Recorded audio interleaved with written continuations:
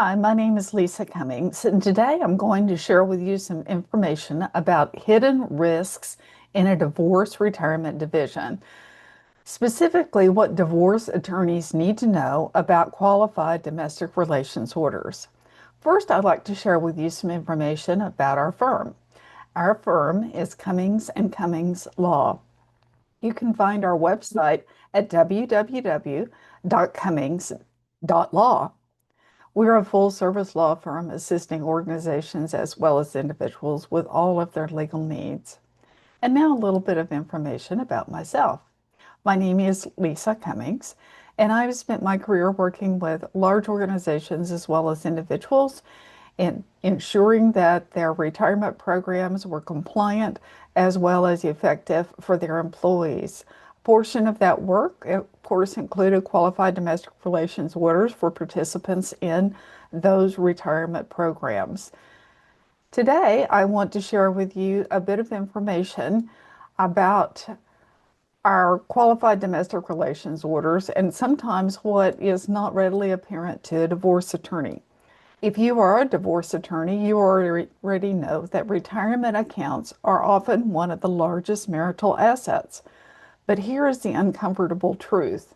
Many qualified domestic relations orders are drafted as administrative paperwork, when in reality they are actuarial, tax, and survivorship engineering documents. A technically approved QDRO can still produce a materially different financial outcome than what parties intended. Today, I want to walk through the hidden risks in dividing retirement benefits and explain what most practitioners miss. As a reminder, our qualified domestic relations order commences with a legal order actually being used to divide the retirement benefits in the divorce from the plan participant, the individual who owns the retirement account, and then granting the rights to a former spouse or dependent, and this individual would be called the alternate payee. And additionally, we need to ensure that the qualified domestic relations order is drafted to avoid the early withdrawal penalties as well as any tax issues, unintended or otherwise, for the alternate payee. And then once the court signs this particular order, then that order needs to be reviewed by the plan administrator to ensure that the order is compliant with their plan terms. So there are several steps involved in a qualified domestic relations order. Keep in mind that qualified domestic relations order drafting is truly not a clerical exercise.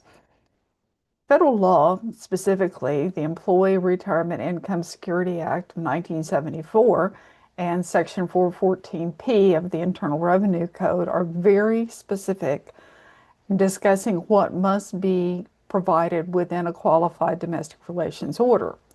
However, it's important to recognize that that qualified domestic relations order is not just a form to divide the account balance.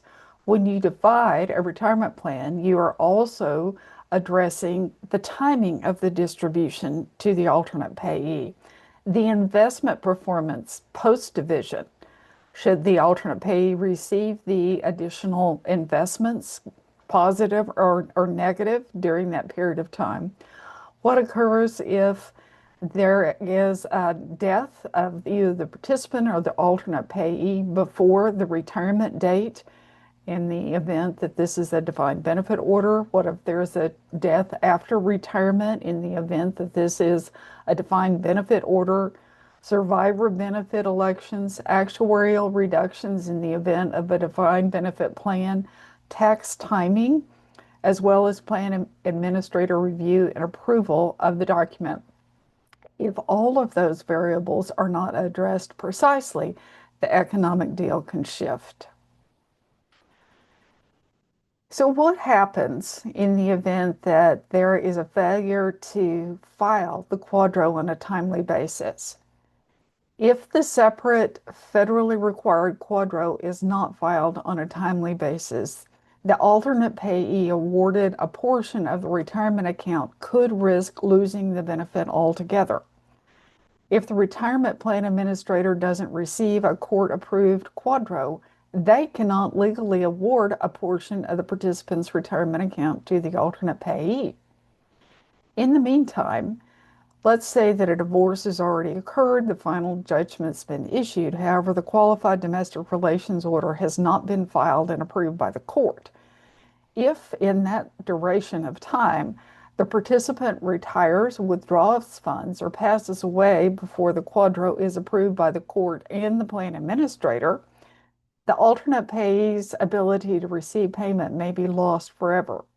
If the participant has remarried and passes away, the participant's new spouse could receive the retirement account instead of the alternate payee, as was intended by the divorce decree. So what happens in the event that there is a survivor benefit situation? So this would be in the example that this is a defined benefit pension plan. If the participant retires and elects a single life annuity, payments stop at death. If the participant elects a joint and survivor annuity, the benefit is actuarially reduced to fund the survivor continuation. If your settlement agreement awards 50% of the benefit to the alternate payee but fails to coordinate the survivor language, the alternate payee may receive nothing if the participant dies first. Pre-retirement death presents a separate risk. Many plans provide a qualified pre-retirement survivor annuity.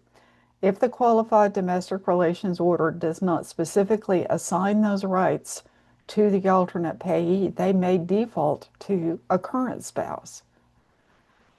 This situation is not a drafting error, it is an economic failure.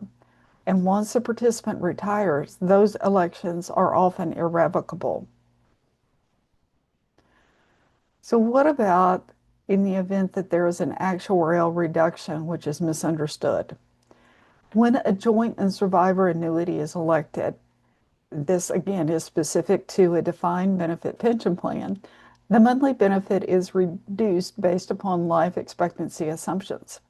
If the plan projects a $2,500 monthly benefit at age 62 as a single life annuity to the participant, the 100% joint and survivor option might reduce that to approximately $2,200 per month, depending upon the ages of the participant and the alternate payee. If the QDRO awards 50% of the benefit to the alternate payee share is now calculated from the reduced amount. The settlement may have been negotiated assuming the higher figure. Unless counsel models the election impact before drafting, the economic bargain can shift by tens of thousands of dollars over time. What happens if you are working with a public plan retirement documentation? So this would be in the example that there is a public retirement system. It may be the federal retirement system, or it might be a state retirement system. Let's talk specifically about federal retirement plans.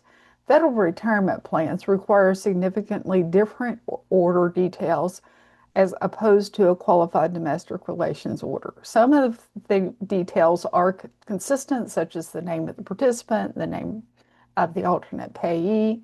However, federal employee retirement systems like the Civil Service Retirement System, called CSRS, and the Federal Employees Retirement System, FERS, these are pensions for civilian federal workers. They have very different verbiage requirements in their division of their retirement program as opposed to a QDRO.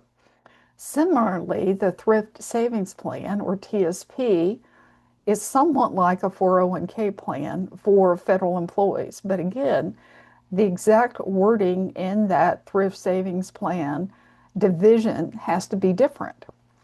And it's actually called an RBCO as opposed to a QDRO. So common rejection reasons, these are reasons why these division of retirement plans, specifically in the area of a federal retirement plan, may be rejected. One is failure to use specific plan required wording. Another is impermissible benefit form changes. If the plan only provides that the retirement benefit is paid out in a certain way, this particular court order cannot order the plan to pay out differently. Another reason for rejection is improper cost of living adjustment language, as well as attempting to assign rights not allowed under the plan statute. In public plans, statutory language governs and creativity is very limited. If you draft without first reviewing the system's model language, that can result in delay and relitigation. Tax timing mistakes is another item of which divorce attorneys need to be aware as it relates to qualified domestic relations order. Defined contribution plans introduce different risks. Under a properly drafted qualified domestic relations order, the alternate payee can take direct rollover and defer any payment of tax.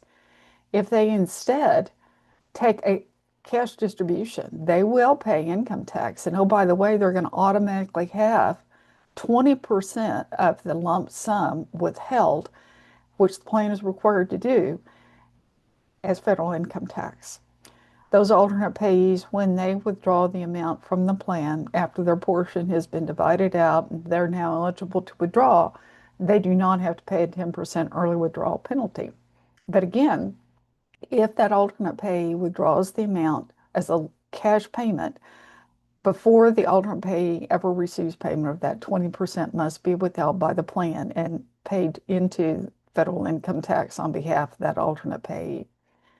If the funds are instead distributed to the participant first, and then the participant pays that over pursuant to the divorce decree, that becomes a taxable transfer. That sequencing error is entirely preventable.